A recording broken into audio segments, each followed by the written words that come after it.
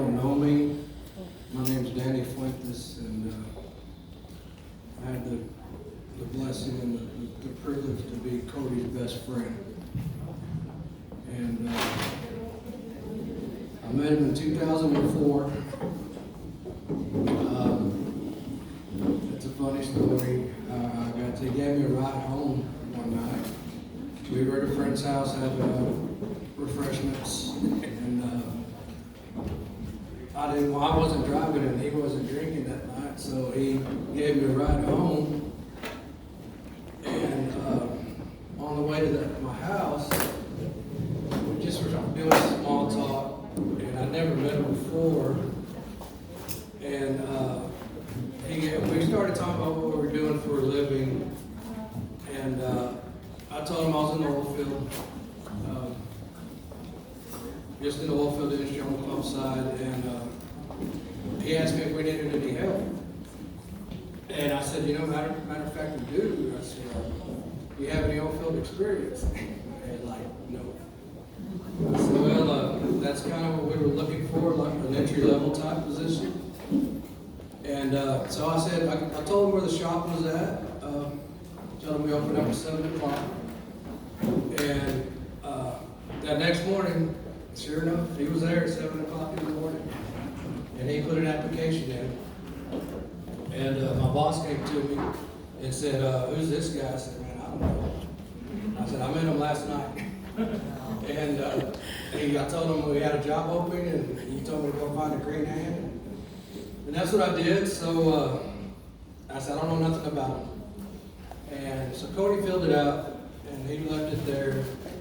I kind of waved at him, and he took off, and that was that. But the next morning, the phone rang, and they told me it was for me, and I answered the phone, and it was Cody. He said, hey, man, I don't know you remember me, but I put that application in at your shop, and seeing if you had a chance to look at it. And I said, well, man, I don't hire anybody here.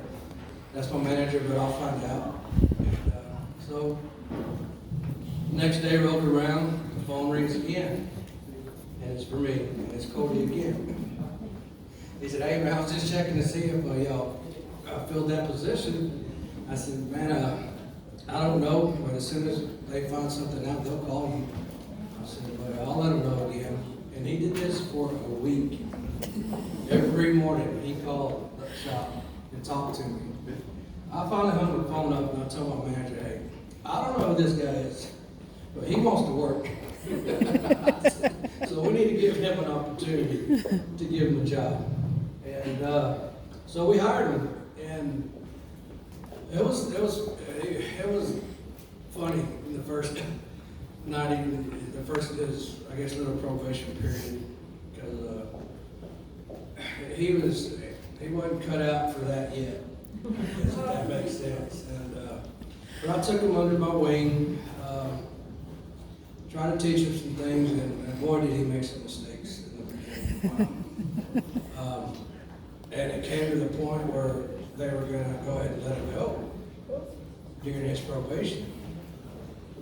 And they came to me and said, Danny, we're going to go ahead and let Cody go. He's not going to work out. And I said, no, you're not. I said, you told me to go find a green hand that didn't know nothing. And now you want to let him go? I said, that's not fair. I said, give me some more time with him.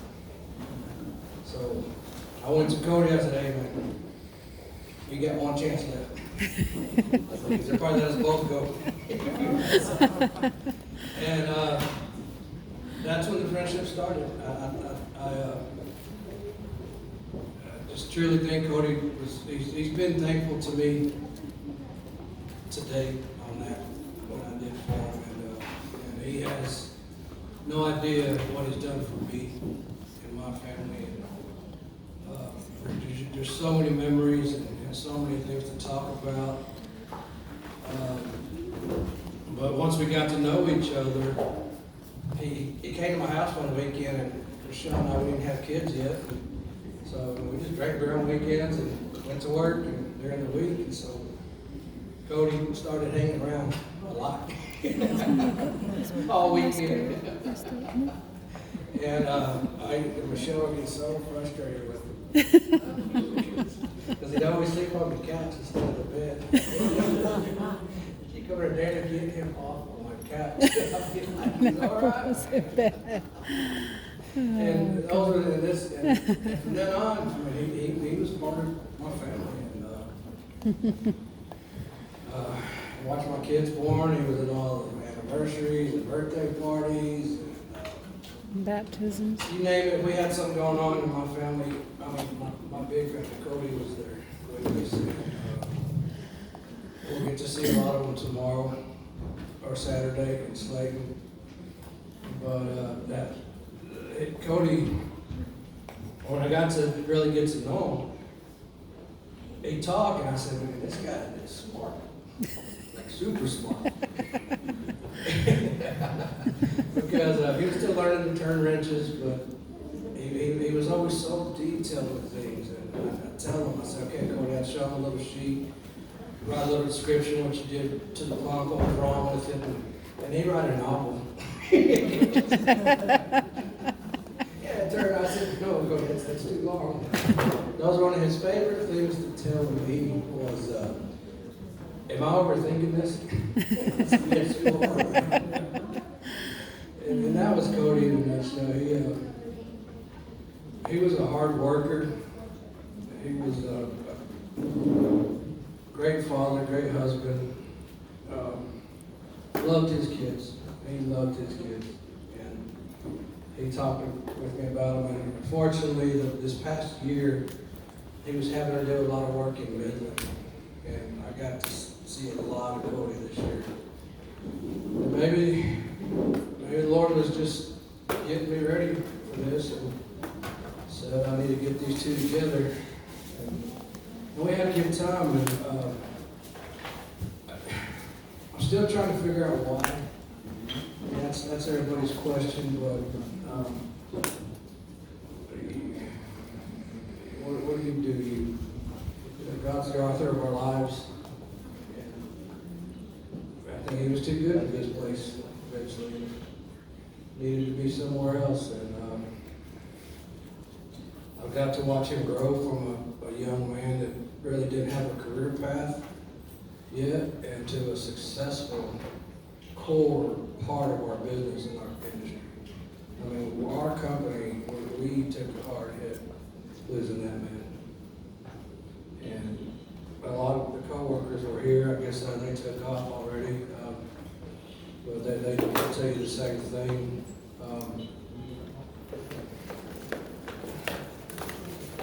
Cody was such a giving person. He never, ever put himself in front of anybody. Never. He always wanted to help everybody else. He always wanted to do things for people. And he did it real slow, though. Cody had one speed sometimes. I could say a house would be on fire and everybody running around, Cody probably just be walking out or something. And I would have got to go. Yeah, that was another good memory, his chocolates. That's what everybody called him most of the time, just because that's all he wore. And that was Cody. Cody was not about material things. He was not about clothes. And he was one of a kind. A dominant rough, if you will. And he gave me a friendship that you find once in a lifetime. I can truly say that.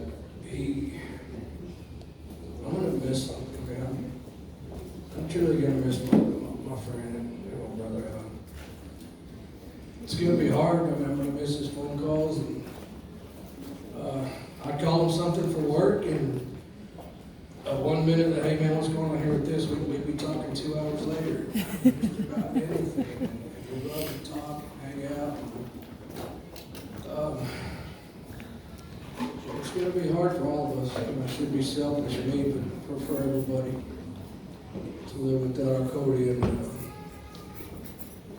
he's always going to have a place in my heart the rest of my life. He will.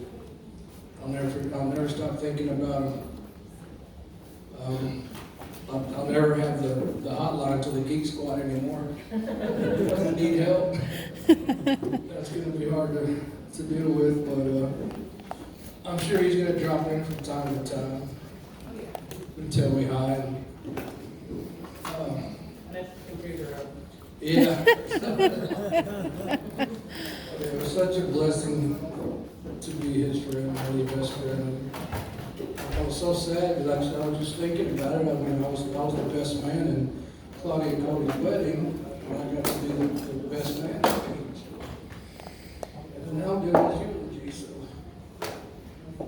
I don't think it was supposed to happen like that, but it did. And luckily, I didn't go first because Cody probably would have done my eulogy, and people, he probably lost his audience. He would have stopped talking. But, yeah, until I see him again, rest in peace, brother, I love you. And I miss you so much already.